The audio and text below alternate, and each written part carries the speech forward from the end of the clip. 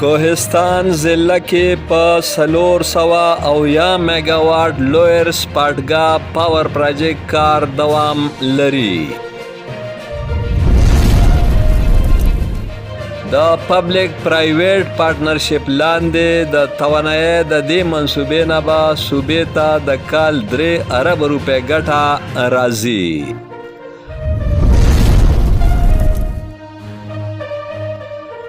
لویر سپاټګا پاور پروجیکټ به 15 کلونو کې مکمل شي. د توانایي او برېښنا د سیکرټري نثار احمد خان وینا.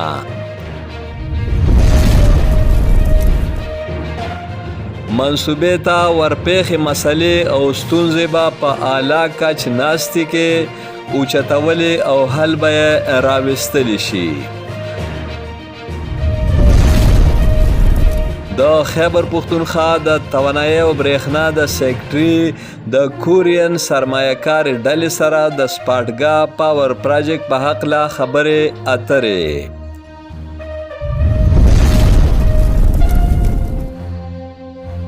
تفصیلات: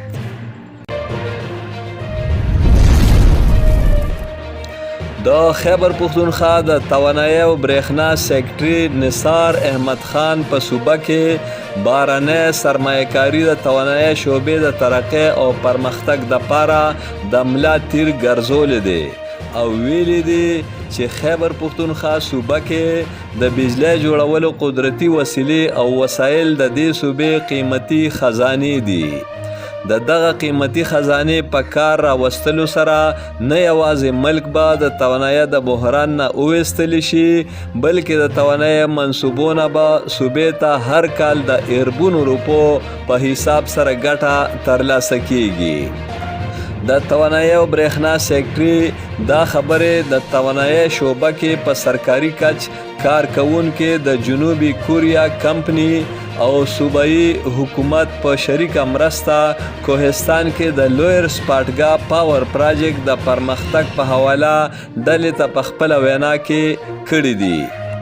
د جنوبي کوریا د یادې کمپنۍ کوریا هایډرو نیوکلیر پاور KHNP سرمایه‌کار ډلې د کورین انجینیرنګ اینڈ کنسټرکشن کمپنی LSG هایډرو پاور لیمیټډ د چیف ایگزیکټیو وان سوک بې په مشرۍ کې د توانایي او برېښنا سیکرټري نثار احمد خان سره پېښور کې لیدل کتل وکړل. په دې موقع سرمایه‌کار ډلې سره د توانایي او برېښنا د سیکرټري په صدارت کې یوه اهمه غونډه هم وشوه.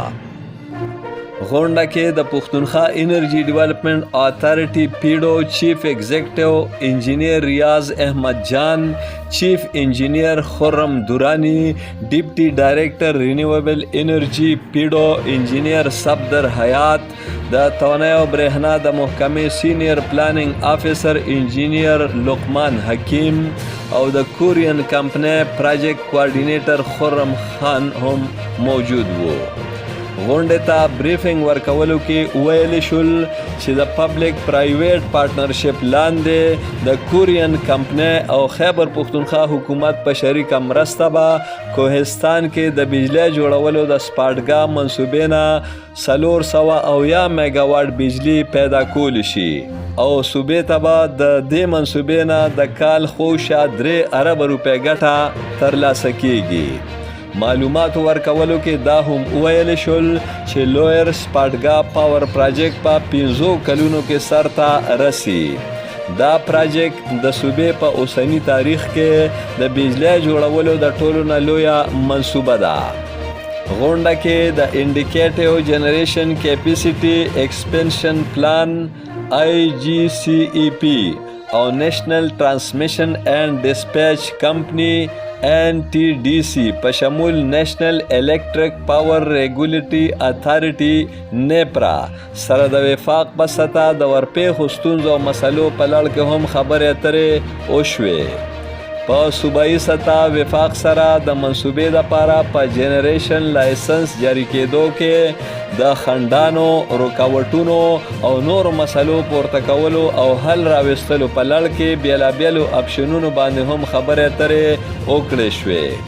د توانایي او برېښنا سیکټري نثار احمد خان او د پیډو چیف ایگزیکټیو انجینیر ریاض احمد جان کورین سرمایه‌کارې ډلې ته باور ورکړه چې هغوی به وفاق سره د صوبې د ترقۍ دپاره ورپېښې ستونزې او مسلې د اعلی کچ په غونډه کې پورته کوي او د دې د حل په لړ کې به خپل پوره کردار ترسره کوي. امجد علي خادم، پښتونخوا ټي وي، پېښور.